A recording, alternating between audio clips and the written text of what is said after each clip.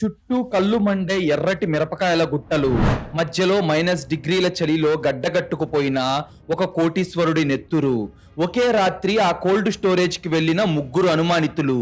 అప్పులు, అక్రమ సంబంధాలు, పగ చుట్టూ అల్లిన ఈ పచ్చి నెత్తుటి పద్మ వ్యూహంలో అసలు మాస్టర్ మైండ్ ఎవరో తెలిస్తే మీ బ్రెయిన్ ఫ్రీజ్ అవ్వడం ఖాయం. ఆ మిర్చి కోల్డ్ స్టోరేజ్ లో దాగిన ఆ భయంకరమైన క్రైమ్ స్టోరీ గురించి ఇప్పుడు చూద్దాం. కర్ణాటకలోని హవేలీ జిల్లాలో ఉన్న బైడగి ప్రాంతం మిర్చి పంటలకు దేశంలోనే పెట్టింది పేరు. అక్కడ మిరపకాయ ఆకారం చూస్తే ముడతలు పడి ఉన్న దాని రంగు, ఘాటు వంటకాలకు ప్రాణం పోస్తాయి. అక్కడ మిర్చి ఎంత ఎర్రగా ఉంటుందో మనుషుల పగ కూడా అంతే ఎర్రగా ఉంటుంది. ఆ ఏరియాలో ఉన్న ఒక భారీ కోల్డ్ స్టోరేజ్ ఒక మనిషి నెత్తూరును ఐస్లా ఎలా గడ్డకట్టించిందో, ఒక భయంకరమైన హత్య ఎలా జరిగిందో కళ్ళకు కట్టినట్లు చూపించే ఈ రియలిస్టిక్ క్రైమ్ స్టోరీ చూసే ముందు మీరు గనుక ఇలాంటి క్రైమ్ స్టోరీస్ రోజు చూడాలి అనుకుంటే ఇప్పుడే ఈ వీడియోను లైక్ చేసి మన ఛానల్ ను సబ్స్క్రైబ్ చేసుకోండి. మీరు చేసే చిన్న లైక్, ఒక సబ్స్క్రైబ్ మమ్మల్ని ఎంతో ఎంకరేజ్ చేసినట్టుగా ఉంటుంది. అలాగే మీరు ఈ వీడియోను ఎక్కడి నుండి చూస్తున్నారో ఇప్పటి వరకు కామెంట్ చేయకపోతే ప్లీజ్ కామెంట్ చేయండి. మా వీడియోలు ఎక్కడి దాకా రీచ్ అవుతున్నాయో తెలిస్తే మాకు చాలా బూస్టప్ ఇచ్చినట్టుంటుంది. కర్ణాటకలోని బైడగి ఊరి శివార్లలో 1 ఎకరం విస్తీర్ణంలో ఉన్న ఒక అతిపెద్ద మిర్చి కోల్డ్ స్టోరేజ్ పేరు నాగరాజు ఆగ్రో ఇండస్ట్రీస్. ఆ చుట్టుపక్కల ప్రాంతాలకు అదొక ల్యాండ్ మార్క్. దాని ఓనర్ నాగరాజు. అతని వయస్సు 50 ఏళ్లు. చుట్టుపక్కల వందలాది పల్లెటూర్ల రైతులకు నాగరాజ్ అంటేనే ఒక వణుకు. ఎందుకంటే వాడు కేవలం ఒక కోల్డ్ స్టోరేజ్ వ్యాపారి మాత్రమే కాదు, చాలా కరుడుగట్టిన వడ్డీ వ్యాపారి కూడా, అలాగే ఒక మిర్చి దళారి కూడా. రైతుల కింద, వాళ్ళ అప్పుల కింద తక్కువ ధరకు మిర్చిని కొని తన కోల్డ్ స్టోరేజ్ లో దాచి మార్కెట్లో రేట్లు పెరిగాక కోట్లకు అమ్ముకొని బతికే ఒక క్రూరమైన వ్యాపారి. వాడి దగ్గర అప్పు తీసుకొని వడ్డీలు కట్టలేక తమ సొంత భూములు కోల్పోయిన రైతులు ఎంతో మంది ఉన్నారు. వాడి పేరు చెబితేనే ఆ రైతుల గుండెల్లో ఒక కోపం, ఒక భయం కలుగుతాయి. నాగరాజు భార్య పేరు కమల. ఆమె వయస్సు 40 ఏళ్లు. చూడటానికి ఎంతో అమాయకంగా, పద్ధతిగా ఉంటుంది. బయటి ప్రపంచానికి ఆమె ఒక కోటీశ్వరుడి భార్య. కానీ ఆ ఇంటి 4 గోడల మధ్య ఆమె బతుకు ఒక నరకం. నాగరాజు ఆమెను ఒక భార్యలా కాకుండా ఇంటికి కాపలా ఉండే ఒక కుక్కలాగా, తన అవసరాలు తీర్చే బానిసలాగా చూసేవాడు. అందరి ముందు ఆమెను బూతులు తిట్టేవాడు, చేయి చేసుకునేవాడు. ఆమె కూడా ఏమీ అనలేక ఆ నరకాన్ని భరిస్తూ వస్తుంది. ఇక నాగరాజు కోల్డ్ స్టోరేజ్ కు, ఫైనాన్స్ వ్యాపారానికి ఒకే ఒక మెయిన్ గుమస్తా ఉన్నాడు. వాడి పేరు మహేష్. వాడు 28 ఏళ్ల కుర్రాడు. నాగరాజు దగ్గర గత 8 ఏళ్లుగా ఎంతో నమ్మకంగా పనిచేస్తున్నాడు. కానీ నాగరాజు వాడికిచ్చే జీతం మాత్రం కేవలం 15,000. మహేష్ కు ఆ వ్యాపారం మీద, ఆ కోల్డ్ స్టోరేజ్ లో జరిగే కోట్ల రూపాయల లావాదేవీల మీద విపరీతమైన ఆశ ఉండేది. ఎప్పటికైనా తను కూడా ఒక కోల్డ్ స్టోరేజ్ కు ఓనర్ అవ్వాలనేది అతని కల. అదొక చలికాలం రాత్రి. బైడగి ప్రాంతంలో చలిగాలులు భీభత్సంగా వీస్తున్నాయి. బయట ఉష్ణోగ్రత 10 డిగ్రీలకు పడిపోయింది. ఇక ఆ కోల్డ్ స్టోరేజ్ లోపల మిర్చి పాడవకుండా, దాని రంగు మారకుండా ఉండటానికి ఉష్ణోగ్రత ఎప్పుడు -5 డిగ్రీల వద్ద కంట్రోల్ చేసుంటుంది. అదొక పెద్ద మంచు గది లాంటిది. దాని లోపలికి వెళ్లాలంటే ఖచ్చితంగా మందపాటి జాకెట్లు, గ్లౌజులు వేసుకోవాలి. ఆ రాత్రి లెక్కలు చూసుకోవడానికి, ఏవో పాత ఫైల్స్ చెక్ చేయడానికి నాగరాజు అక్కడే గోడౌన్ ఆఫీస్ రూమ్ లో ఉండిపోయాడు. మహేష్ కూడా తన పని ముగించుకొని ఇంటికి వెళ్లిపోయాడు. సెక్యూరిటీ గార్డ్ బయట గేటు దగ్గర చలిమంటేసుకొని ఆ చలికి ముడుచుకొని నిద్రపోతున్నాడు. మరుసటి రోజు ఉదయం సమయం 7 గంటలవుతుంది. మంచు ఇంకా పూర్తిగా తొలగిపోలేదు. గుమస్తా మహేష్ గోడౌన్ ఓపెన్ చేయడానికి తన బైక్ మీద వచ్చాడు. గార్డుని నిద్రలేపి మెయిన్ షట్టర్ తీశాడు. లోపలంతా సైలెంట్ గా ఉంది. ఆఫీస్ రూమ్ లో చూస్తే నాగరాజు లేడు. దాంతో మహేష్ నెమ్మదిగా నడుచుకుంటూ వెళ్లి లాక్ ఓపెన్ చేసి ఉండటంతో లోపల ఉన్న అతిపెద్ద కోల్డ్ స్టోరేజ్ ఇనుప తలుపును తెరిచాడు. లోపలికి వెళ్లిన మహేష్ 5 నిమిషాల తర్వాత, సార్, నాగరాజ్ సార్, ఏమైంది సార్ అని ప్రాణభయంతో అరుచుకుంటూ బయటకు పరిగెత్తుకుంటూ వచ్చాడు. వాడి ముఖంలో నెత్తురు చుక్క లేదు. భయంతో వణికిపోతున్నాడు. వాడి అరుపులకు గార్డు కూడా భయపడి లోపలికి పరిగెత్తుకుంటూ వచ్చాడు. ఒకసారి ఆ సీన్ ని మీరే ఊహించుకోండి. లోపల ఎర్రటి మిరపకాయల బస్తాల మధ్య చల్లటి నేల మీద నాగరాజు ప్రాణం లేకుండా పడున్నాడు. వాడి తల వెనక భాగంలో బలంగా కొట్టిన ఒక లోతైన గాయముంది. బహుశా హంతకుడు ఇనుపరాడ్డుతో కొట్టుంటాడు. ఆ దెబ్బకు తల పగిలింది. కానీ తలలో నుంచి వచ్చిన రక్తం నేల మీద పారలేదు. ఆ -10 డిగ్రీల చలి వాతావరణానికి వాడి ముఖం మీద, మెడ మీద, పక్కనే ఉన్న మిర్చి బస్తాల మీద ఒక ఎర్రటి ఐస్ గడ్డలాగా నెత్తురు గడ్డకట్టుకుపోయింది. వాడి కళ్ళు భయంతో పెద్దవై ప్రాణాల కోసం అరుద్దామని తెరిచిన నోరు కూడా అలాగే రాయిలా బిగుసుకుపోయున్నాయి. ఒక కోల్డ్ స్టోరేజ్ ఓనర్ ఆ మంచు గదిలోనే అత్యంత దారుణంగా హత్య చేయబడ్డాడు. గంటలో Karnataka local police inspector Shivashankar తన టీంతో అక్కడికి చేరుకున్నాడు. క్రైమ్ సీన్ మొత్తాన్ని పోలీసులు సీజ్ చేశారు. శివశంకర్ చాలా షార్ప్ మరియు ప్రాక్టికల్ ఆఫీసర్. రావడమే క్రైమ్ సీన్ ని అతను నిశితంగా గమనించాడు. నాగరాజును ఎవరో వెనక నుండి బరువైన ఇనుపరాడ్డుతో ఆఫీసు రూమ్ లోనే కొట్టారు. దాంతో అతను స్పృహ తప్పి కింద పడిపోయాడు. ఆ తర్వాత హంతకుడు అతన్ని ఈడ్చుకుంటూ ఈ కోల్డ్ స్టోరేజ్ రూమ్ లోకి తీసుకొచ్చి పడేశాడు. ఆ తర్వాత బయటకు వెళ్లిపోయి కోల్డ్ స్టోరేజ్ తలుపును లాక్ చేసేశాడు. ఆ చలికి నాగరాజు రక్తం గడ్డకట్టిపోయి ఊపిరాడక చలికి వణికిపోతూ నెమ్మదిగా నరకం అనుభవిస్తూ ప్రాణాలు వదిలాడు. ఇది ఒక పక్కా ప్రణాళికతో ఒక మనిషిని చిత్రహింసలు పెట్టి చంపాలన్న ఉద్దేశంతో జరిగిన హత్య. గోడౌన్ వెనకాల ఉన్న ఒక చిన్న చెక్క తలుపు తెరిచుంది. అంటే హంతకుడు ముందు గేటు నుండి కాకుండా ఆ దారి గుండానే వచ్చాడని పోలీసులకు అర్థమైపోయింది. దాంతో ఇక ఏ మాత్రం ఆలస్యం చేయకుండా ఇన్స్పెక్టర్ శివశంకర్ తన ఎంక్వైరీ స్టార్ట్ చేశాడు. నాగరాజుకు ఉన్న శత్రువుల చిట్టా తీస్తే 100 పేర్లు వస్తాయి. కానీ ఈ హత్య జరిగిన విధానం, ఆ గోడ వెనక దారి గురించి తెలిసిన వాళ్ళ లిస్టు తీస్తే మాత్రం అందులో ప్రధానంగా 3 అనుమానితులు బలంగా కనిపించారు. మొదటి వ్యక్తి రామయ్య. అతను 55 ఏళ్ల పల్లెటూరి రైతు. నాగరాజు దగ్గర కూతురు పెళ్లి కోసం 5 లక్షలు అప్పుగా తీసుకున్నాడు. అయితే నాగరాజు అక్రమంగా వడ్డీల మీద వడ్డీలు వేసి రామయ్య బతకడానికి ఆధారమైన అతని తాతల కాలం నాటి 5 ఎకరాల పొలాన్ని మోసపూరితంగా కుట్ర చేసి రాయించుకున్నాడు. నిన్న ఉదయం రామయ్య నాగరాజు కాళ్ళు పట్టుకొని ఏడ్చాడు. నా పొలం నాకు ఇచ్చేయరా రాక్షసుడా, నా పిల్లలు రోడ్డున పడతారా, నా పొలం గనక నాకు ఇవ్వకపోతే నిన్ను చంపేస్తాను అని అందరి ముందు గట్టిగా బెదిరించాడు. రెండవ అనుమానితుడు గుమస్తా మహేష్. 10 ఏళ్లుగా తక్కువ జీతానికి పగలు రాత్రి పనిచేస్తున్న మహేష్ కు నాగరాజు మీద విపరీతమైన కోపం, పగ ఉన్నాయి. అంతేకాదు ఇటీవల మహేష్ గోడౌన్ ఖాతాల్లో ₹1,00,000 నొక్కేశాడని నాగరాజుకు అనుమానం వచ్చి నిన్న సాయంత్రమే మహేష్ ను ఆఫీసులో దారుణంగా కొట్టి ఇప్పుడు పాత అకౌంట్ ఫైల్స్ లెక్కలు అన్నీ చూసి రేపు ఉదయం పోలీసులకు కంప్లైంట్ ఇస్తాను, నిన్ను జైల్లో పెట్టిస్తాన్రా కుక్క అని గట్టిగా వార్నింగ్ కూడా ఇచ్చాడు. ఇక మూడవ అనుమానితురాలు భార్య కమల. భర్త చేతిలో రోజు ఒక బానిసలాగా దెబ్బలు తినే కమలకు నాగరాజు అంటే విపరీతమైన అసహ్యం, విరక్తి. ఆస్తి మొత్తం నాగరాజు పేరు మీదే ఉంది. వాడు పోతే ఆ కోట్ల ఆస్తి మొత్తం ఆమెకే వస్తుంది. ఆమె కూడా ఈ హత్య చేసి ఉండొచ్చు. ఈ ముగ్గురిని ఒకేసారి పోలీస్ స్టేషన్ లోని ఇంట్రాగేషన్ రూమ్ కి తీసుకొచ్చాడు ఇన్స్పెక్టర్ శివశంకర్. అక్కడ మొదలైంది అసలైన మైండ్ గేమ్. ముగ్గురికి హత్య చేయడానికి బలమైన కారణాలున్నాయి. కానీ హంతకుడు ఎవరన్నది ఆధారాలతో సహా నిరూపించాలి. ఆ అదృశ్య హంతకుడు ఎవరో ఇప్పుడు చూద్దాం. మొదట రైతు రామయ్యను విచారించడం మొదలు పెట్టాడు. అతను వణుకుతూ భయంగా నిలబడి ఉండగా అప్పుడు శివశంకర్, రామయ్య, నిన్న ఉదయం నాగరాజును చంపుతాను అన్నావంట కదా, రాత్రికి రాత్రే గోడౌన్ వెనక తలుపు నుండి సైలెంట్ గా వెళ్లి వాడి తల పగలగొట్టి చంపావు కదా, నిజం చెప్పు అని లాఠీతో టేబుల్ మీద బలంగా కొట్టాడు శివశంకర్. దానికి రామయ్య కన్నీళ్లు పెట్టుకుంటూ, అయ్యా దేవుడి మీద ఒట్టయ్యా, నేను వాడిని చంపలేదు సారు. నా పొలం పోయిన బాధతో నేను నిన్న రాత్రి 11 గంటలకు గోడౌన్ కు వెళ్లిన మాట నిజమే సారు. వెనక తలుపు తీసుకొని లోపలికి వెళ్ళాను.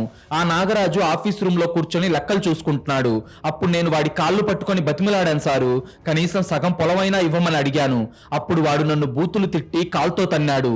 ఆ కోపంలో వాడిని ఒక్క తోపు తోసేసి అక్కడి నుండి భయంతో పారిపోయి వచ్చేశాను సారు. నేను వాడిని చంపలేదు సారు అని గుండెలు బాదుకొని ఏడ్చాడు. పోలీసులు క్రైమ్ సీన్ లో వెతికినప్పుడు గోడౌన్ వెనక దారిలో రామయ్య వాడే మట్టి కొట్టుకుపోయిన చెప్పుల అడుగులు స్పష్టంగా దొరికాయి. రామయ్య ఆ రాత్రి అక్కడికి వెళ్ళాడు అనడానికి అది ఒక పక్కా సాక్ష్యం. తర్వాత గుమస్తా మహేష్ వంతు.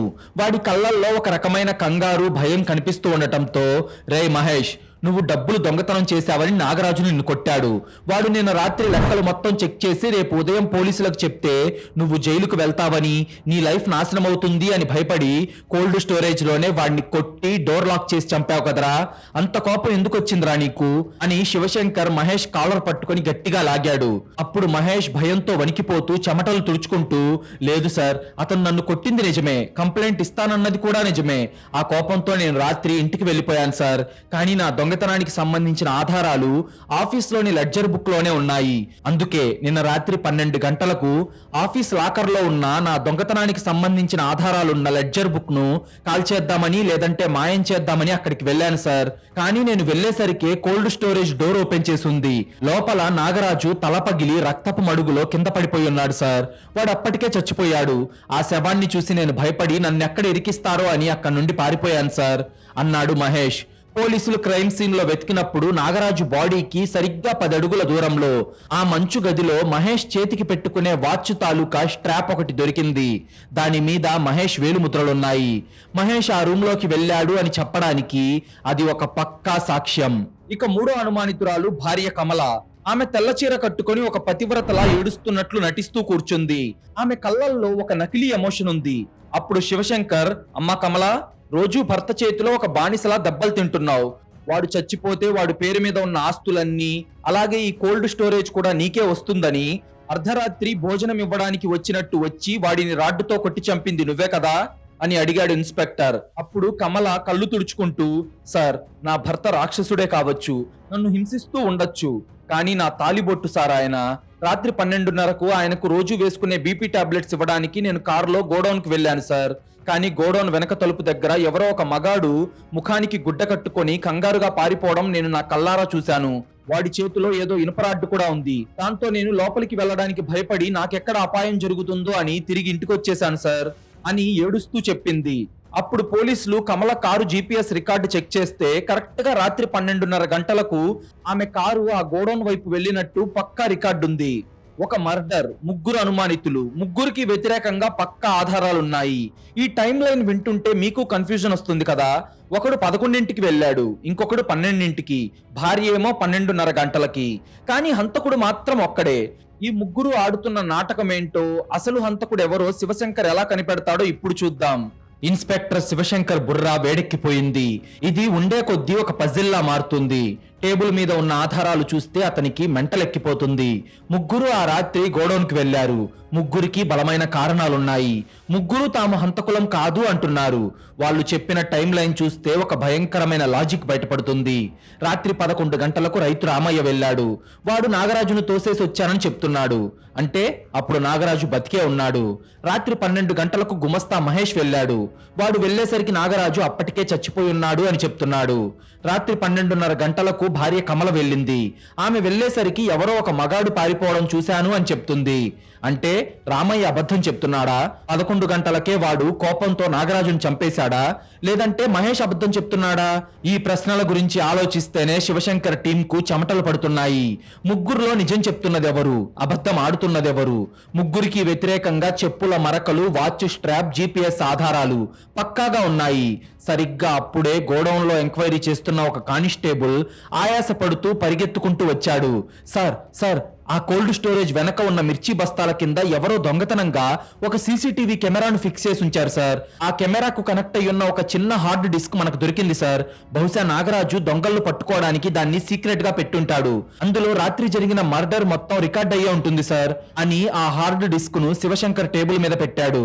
హంతకుడు ఎవరో ఇక తెలిసిపోతుంది అని శివశంకర్ వెంటనే కంగారుగా ఆ హార్డ్ డిస్క్ ను ల్యాప్టాప్ కు కనెక్ట్ చేశాడు. రాత్రి 11 గంటల నుండి 1 గంట వరకు ఉన్న ఫుటేజ్ ను ప్లే చేశాడు. రామయ్య, మహేష్, కమల 3 ఊపిరి బిగబట్టి ఆ స్క్రీన్ వైపు చూస్తున్నారు. వాళ్ళ గుండెలు వేగంగా కొట్టుకుంటున్నాయి. ఆ వీడియోలో కోల్డ్ స్టోరేజ్ లోపల నాగరాజు ఫైల్స్ చూసుకుంటూ ఉన్నాడు. అప్పుడు అకస్మాత్తుగా వెనక నుండి ఒక చీకటి నీడ అడుగులో అడుగు వేసుకుంటూ లోపలికొచ్చింది. ఆ వ్యక్తి పొడవాటి నల్లటి రెయిన్ కోట్, ముఖానికి ఒక మంకీ క్యాప్ వేసుకొని ఉన్నాడు.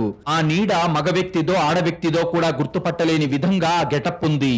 ఆ మిస్టీరియస్ వ్యక్తి తన చేతిలో ఉన్న ఒక ఇనుపరాడ్డుతో నాగరాజు తల వెనకాల బలంగా కొట్టాడు. అంతే, నాగరాజు రక్తపు మడుగులో కింద పడిపోయాడు. ఆ హంతకుడు నాగరాజు బాడీని లాక్కెళ్లి ఎర్రటి మిర్చి బస్తాల మధ్యలో పడేశాడు.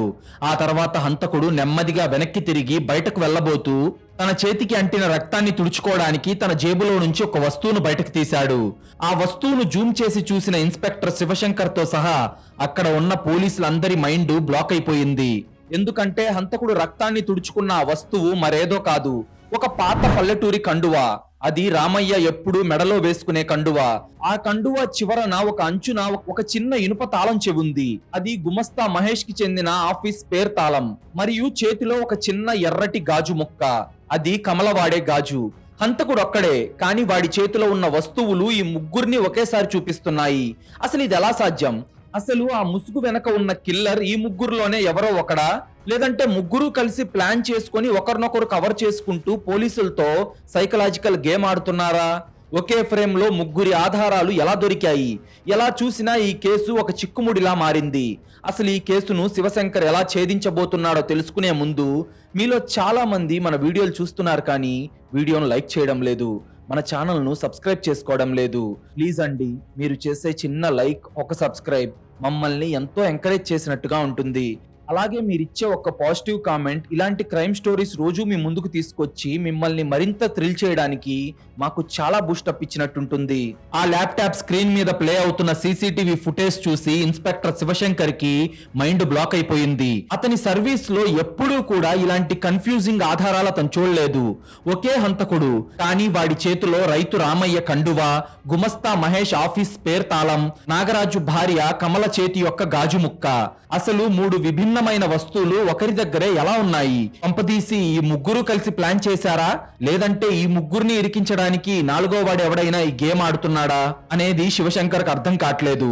దాంతో ఆ వీడియోను పాస్ చేసిన శివశంకర్ అక్కడ నిలబడి ఉన్న ముగ్గురి కళ్ళల్లోకి కోపంతో రగిలిపోతూ సూటిగా చూసి, చాలా అద్భుతంగా ప్లాన్ చేశారా. ఒకడేమో చెప్పులతో నడిచిన ఆనవాళ్ళు వదిలాడు, ఇంకొకడేమో వాచ్ స్ట్రాప్ వదిలేశారు, మరొకరేమో జీపీఎస్ లొకేషన్ తో దొరికారు. మీ ముగ్గురికి ఆ గోడౌన్తో సంబంధం ఉంది. మీ ముగ్గురికి ఆ రాత్రి అక్కడికి వెళ్లిన సాక్ష్యం ఉంది. కానీ హంతకుడు మాత్రం మీలో ఒక్కడే అని వీడియోలో క్లియర్ గా తెలుస్తుంది. ఆ ముసుగు వెనక ఉన్నది మీ ముగ్గురులో ఒకరే. మిగిలిన ఇద్దరు వాడికి సహాయం చేశారు. వాణ్ణి ఇప్పటికీ కవర్ చేయడానికి చూస్తున్నారు. నిజం చెప్తారా, థర్డ్ డిగ్రీ చూపించమంటారా అని గట్టిగా అరిచాడు. అప్పుడు రామయ్య ఏడుస్తూ, అయ్యా నాకేం తెలియదు సారు, నా కండువా అక్కడికి ఎలా వెళ్ళిందో కూడా నాకు తెలియదు సారు అని దండం పెడుతూ ఏడుస్తున్నాడు. కమల కూడా కన్నీళ్లు పెట్టుకుంటూ, సార్ నా భర్తను నేను ఎందుకు చంపుకుంటాను సార్, నా గాజు ముక్క అక్కడ ఎలా ఉందో నాకు తెలియదు సార్ అంటోంది. గుమస్తా మహేష్ మాత్రం కళ్ళల్లో భయం దాచుకుంటూ సైలెంట్ గా ఉన్నాడు. అతనికి ఎందుకో తెలియదు కానీ మొహమంతా చెమటలు పట్టేస్తున్నాయి. దాంతో శివశంకర్ తన బుర్రకు పదును పెట్టాడు.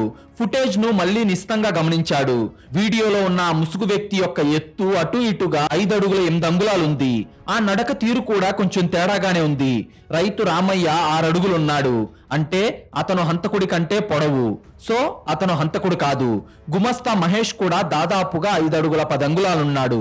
ఇక్కడ కరెక్ట్ గా 5 అడుగుల 8 అంగుళాలున్నది ఒకే ఒక్కరు అని అర్థమై శివశంకర్ వేగంగా వెళ్లి ఏడుస్తున్నట్టు నటిస్తున్న కమల జుట్టు పట్టుకొని లాగి, ఆ ముసుగు వెనక ఉన్నది నువ్వే కదే రాక్షసి, నీ భర్తను ఆ ఇనుపరాడ్డుతో కొట్టి ఆ కోల్డ్ స్టోరేజ్ లో పడేసింది నువ్వే, నీ ఎత్తు ఆ వీడియోలో ఉన్న హంతకుడి ఎత్తు పక్కాగా మ్యాచ్ అవుతుంది అని గట్టిగా అరిచాడు. ఒక మాస్టర్ మైండ్ పోలీసులు తనను పట్టుకున్నప్పుడు భయపడదు, నవ్వుతుంది. కమల వేసిన ప్లాన్ చూస్తే ఎవ్వరికైనా షాక్ కలగాల్సిందే. మిగతా ఇద్దరి ఆధారాలను దొంగలించి ఒకేసారి అక్కడ వదిలేయడం అంటే ఆమె బ్రెయిన్ ఎంత షార్ప్ గా పనిచేసిందో కదా. కానీ ఈ ప్లాన్ లో ఇంకో ట్విస్ట్ ఉంది. అది ఈ కథను ఎటువైపు తీసుకెళ్లబోతుందో ఇప్పుడు చూద్దాం. శివశంకర్ నోటి వెంట ఆ మాట వినగానే కమల కళ్ళల్లో అప్పటిదాకా ఉన్న భయం మాయమైంది. అకస్మాత్తుగా ఆమె ఏడుపు ఆపేసి శివశంకర్ కళ్ళల్లోకి చూస్తూ ఎంతో పైశాచికంగా ఒక నవ్వు నవ్వింది. ఒక సామాన్య ఇల్లాలి ముసుగులో ఉన్న కిల్లర్ ఇప్పుడు బయటకొచ్చింది. ఆమె నవ్వు ఆ స్టేషన్ లో ఉన్న ప్రతి ఒక్కరిని భయపెట్టింది. అవును, నాగరాజును చంపింది అతని భార్య కమలనే. ఆమె ప్లాన్ ఎంత క్రిమినల్ గా ఉందంటే ఒక మాస్టర్ మైండ్ కూడా అలా ఆలోచించలేడు. రాత్రి 10 గంటల సమయంలో కమల రైతు రామయ్యకు ఫోన్ చేసి, నా భర్త గోడౌన్ లో ఒక్కడే ఉన్నాడు, ఇప్పుడు మీరిద్దరే మాట్లాడుకోవచ్చు, మీరు వెళ్లి బతిమిలాడుకోండి, నాకు తెలిసి మీ పొలం మీకు ఇచ్చే అవకాశం ఉంది, నేను చెప్పానని ఎవరికైనా చెప్తే దేవుడి మీద ఒట్టే అని రెచ్చగొట్టి పంపించింది. రామయ్య వెళ్ళాడు, నాగరాజును బతిమలాడాడు. వాడు వినకపోవడంతో తోసేసి పారిపోయాడు. అప్పటికింకా నాగరాజు బతికే ఉన్నాడు. రామయ్య చెప్పుల మరకలు అక్కడ పడాలన్నది ఆమె ప్లాన్ లో ఒక భాగం. రామయ్య వెళ్లిపోగానే అప్పటికే గోడౌన్ దగ్గరికి నడుచుకుంటూ వెళ్లి గోడౌన్ వెనక చీకట్లో దాక్కున్న కమల నల్లటి రెయిన్ కోట్ వేసుకొని కంగారులో రామయ్య వదిలేసి పారిపోయిన మట్టి చెప్పులు తాను వేసుకొని ఆ రోజు ఉదయం ఇంటి దగ్గర నాగరాజుతో రామయ్య గొడవ పడినప్పుడు కింద పడిపోయిన రామయ్య కండువా తీసుకొని లోపలికి వెళ్ళింది. తన భర్త తల మీద రాడ్డుతో బలంగా కొట్టి వాడి బాడీని మిర్చి బస్తాల మధ్యకు లాగేసింది. కానీ పోలీసులను కన్ఫ్యూజ్ చేయడానికి ఆమె ఆడిన మైండ్ గేమ్ మాత్రం ఎవరికీ అర్థం కాలేదు. ఆమె కేవలం రామయ్యనే కాదు, గుమస్తా మహేష్ ను కూడా ఇరికించాలని ముందు రోజే మహేష్ టేబుల్ మీద ఉన్న పాత వాచ్ స్ట్రాప్ ను, వాడి ఆఫీస్ రూమ్ స్పేర్ కీను దొంగిలించి తన రెయిన్ కోట్ జేబులో పెట్టుకుంది. నిజానికి నాగరాజు సీక్రెట్ గా ఒక కెమెరా పెట్టాడు అన్న విషయం కమలకు తెలియదు. కమలకే కాదు, ఎవరికీ తెలియకుండా నాగరాజు దాన్ని పెట్టించాడు. కానీ ఆ గోడౌన్ లో కెమెరా ఉంది అన్న విషయం తెలియని కమల తనకు తెలియకుండానే ఆ కెమెరా ముందు నిలబడి ముగ్గురికి సంబంధించిన ఆధారాలు కనిపించేలా రామయ్య కండువాతో చేతులకు అంటుకున్న రక్తాన్ని తుడుచుకొని మహేష్ గది స్పేర్ తాళం చెవిని, తన గాజు ముక్కని అక్కడే వదిలేసి కోల్డ్ స్టోరేజ్ డోర్ ని దగ్గరకు వేసి వెళ్లిపోయింది. పోలీసులకు అసలు హంతకుడు ఎవరు అనేది ఎప్పటికీ తెలియకూడదు అనేదే ఆమె స్కెచ్. కమల ఈ నిజాలన్నీ స్టేషన్ లో ఒప్పుకోలేదు. సైలెంట్ గా నవ్వుతూ కూర్చుంది. కానీ పోలీసులకు ఆమె మీదే డౌట్ ఉందని, ఆమె అడ్డంగా బుక్ అయిపోయిందని మహేష్ కు అర్థమైపోయింది. నిజానికి మహేష్ కమలను పిచ్చి పిచ్చిగా ప్రేమిస్తున్నాడు. ఆమె కోసం ప్రాణాలు ఇవ్వడానికైనా వాడు సిద్ధమే. అందుకే మహేష్ అకస్మాత్తుగా ఇంట్రాగేషన్ రూమ్ లో గట్టిగా అరుస్తూ, సార్ ఆమెను వదిలేయండి సార్, నాగరాజును చంపింది నేనే సార్, నేను కమల గత 3 ఏళ్లుగా ప్రేమించుకుంటున్నాం. ఆ నాగరాజు ఆమెను చిత్రహింసలు పెడుతుంటే చూడలేక నేనే ప్లాన్ చేసి వాడిని చంపేశాను సార్. ఆ ముసుగు వేసుకున్నది నేనే, ఆమె కాదు సార్. నా హైటు తక్కువగా కనపడేలాగా నేను చెప్పులు లేకుండా లోపలికి వెళ్ళాను, నన్ను జైల్లో వేయండి సార్ అని మహేష్ తన ప్రేమ కోసం ఆ నేరాన్ని తన నెత్తి మీద వేసుకోవడానికి సిద్ధపడ్డాడు. అది విని శివశంకర్ కు మైండ్ బ్లాక్ అయిపోయింది. మహేష్ కమల కోసం అబద్ధం ఆడుతున్నాడని అతనికి తెలుసు. కానీ మహేష్ స్వయంగా నేరం ఒప్పుకోవడంతో శివశంకర్ కు ఏమీ అర్థం కాలేదు. అయితే ఈ లోపు అక్కడికి వచ్చిన కమల లాయర్ ఆమెకు కోర్టు ఇచ్చిన యాంటిసిపేటరీ బెయిల్ చూపించడంతో పోలీసులు వేరే దారి లేక కమలను వదిలేశారు. మహేష్ కు పోలీసులు రిమాండ్ రాసి స్టేషన్ సెల్ లో కూర్చోబెట్టారు. ఆ రాత్రి కమల మహేష్ ను కలవడానికి పోలీస్ స్టేషన్ కు వచ్చింది. ముఖం నిండా బాధతో మహేష్ జైలు గది రాడ్లు పట్టుకొని, కమల నా ప్రాణం పోయినా నిన్ను జైలుకు వెళ్ళనివ్వను, అవసరమైతే నేను జైలుకి వెళ్తాను, నువ్వు నీ మొగుడి కోట్ల రూపాయల ఆస్తి తీసుకొని సుఖంగా ఉండు, నిన్ను ఎవరు ఏమీ అనలేరు, నేను శిక్ష అనుభవించి బయటకు వచ్చాక మనిద్దరం పెళ్లి చేసుకుందాం అని ఎంతో దీనంగా చెప్పాడు. పాపం వాడి ప్రేమ నిజంగానే స్వచ్ఛమైనది. అప్పుడు కమల వాడి చేతులు పట్టుకొని, నీ రుణం ఈ జన్మలో తీర్చుకోలేను మహేష్, నువ్వు లేకపోతే నేను ఈ పాటికి ఉరికంబం ఎక్కేదాన్ని, నీ కోసం ఎప్పటికైనా నేను ఎదురు చూస్తూనే ఉంటాను అని ఎంతో బాధగా ఏడుస్తున్నట్టు ఆస్కార్ లెవెల్ పర్ఫార్మెన్స్ చేసింది. కానీ విధి ఆడిన నాటకంలో మరుసటి రోజు ఉదయం ఒక ఊహించని సంఘటన జరిగింది. పోలీసులు కోల్డ్ స్టోరేజ్ లో మళ్ళీ ఇంకోసారి డీప్ గా సెర్చ్ చేస్తూ ఉండగా నాగరాజు ఆఫీస్ టేబుల్ కింద ఉన్న సొరుగులో ఒక సీక్రెట్ లాకర్ దొరికింది. అది ఎవరికీ కనిపించకుండా దాచబడిన లాకర్. అందులో నాగరాజు ఆస్తి పత్రాలు, అప్పుల పత్రాలు ఉన్నాయి. దాని పాస్వర్డ్ కేవలం నాగరాజుకు మరియు అతనికి ఎంతో నమ్మకస్తుడైన మహేష్ కు మాత్రమే తెలుసు. ఆ లాకర్ ను ఓపెన్ చేయడానికి మేనేజర్ అయిన మహేష్ ను పోలీసులు స్టేషన్ నుండి కట్టుదిట్టమైన భద్రతతో ఆ కోల్డ్ స్టోరేజ్ కు తీసుకొచ్చారు. మహేష్ ఆ లాకర్ పాస్వర్డ్ కొట్టి ఓపెన్ చేయగా అందులో ఉన్న ఫైల్స్ చూసిన ఇన్స్పెక్టర్ శివశంకర్ షాక్ అయిపోయాడు. రే మహేష్, ఏంట్రా ఇది? మీ ఓనర్ నాగరాజుకు ఉన్నది కోట్ల రూపాయల ఆస్తి కాదా? వాడు ఒక దివాలా తీసిన అప్పుల కుప్పన. వాడికి మార్కెట్ లో ఏకంగా 20 కోట్ల రూపాయల అప్పులున్నాయిరా. వాడి ఆస్తులన్నీ బ్యాంకు వాళ్ళు సీజ్ చేయబోతున్నారు. రేపో మాపో వాడు రోడ్డున పడేవాడు. కానీ వాడి పేరు మీద 10 కోట్ల రూపాయల లైఫ్ ఇన్సూరెన్స్ ఉంది. దానికి ఏకైక నామిని వాడి భార్య కమలనా అని ఆశ్చర్యంగా మహేష్ వైపు చూశాడు. అది విన్న మహేష్ ఒక్కసారిగా షాక్ అయిపోయాడు. అదృష్టవశాత్తు లాకర్ లో దొరికిన అప్పుల పత్రాల వల్ల మహేష్ కు నాగరాజును చంపాల్సిన మోటివ్ లేదని, వాడు కేవలం కమలను కాపాడటానికే అబద్ధం చెప్పాడని పోలీసులకు అర్థమైంది.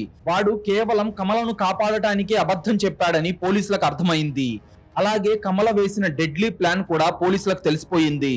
కమల పరారీలో ఉండటంతో ఆమె కోసం వెతికే పనిలో పడ్డ పోలీసులు మహేష్ ను స్టేషన్ నుండి వదిలేశారు. కానీ మహేష్ మనసులో మాత్రం కమల మీద పక్కా అనుమానం మొదలైంది. దాంతో కమల ఎలాగూ పరారీలో ఉంది అని తెలిసి దొంగచాటుగా ఆమె ఇంటికి వెళ్లి ఇల్లంతా వెతకడం మొదలు పెట్టాడు. అయితే అప్పుడే కమల బీరువాలో కింద రహస్యంగా ఉన్న ఒక సొరుగులో ఒక చిన్న ఎర్రటి బ్యాగ్ ఉంది. అది కమల బ్యాగ్.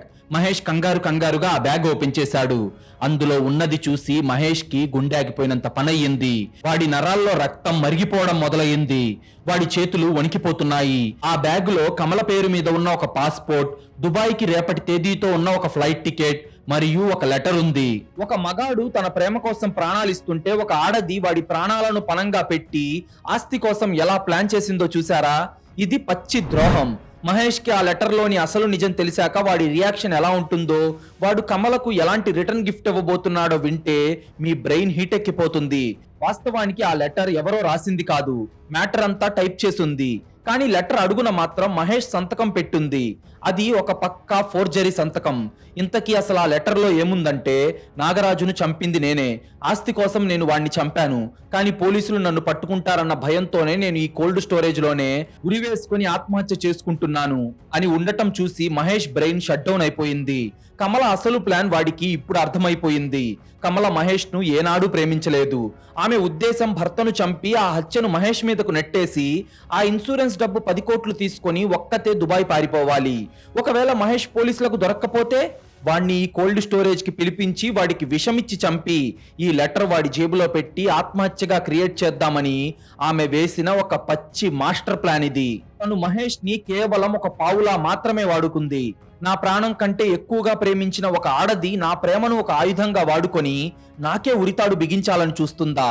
నన్ను ఒక బకరాను చేసి నా శవం మీద నడుచుకుంటూ వేరే దేశానికి పారిపోవాలని చూసిందా అని ఆలోచిస్తూ ఉన్న మహేష్ కళ్ళల్లో ఇప్పుడు కన్నీళ్లు లేవు.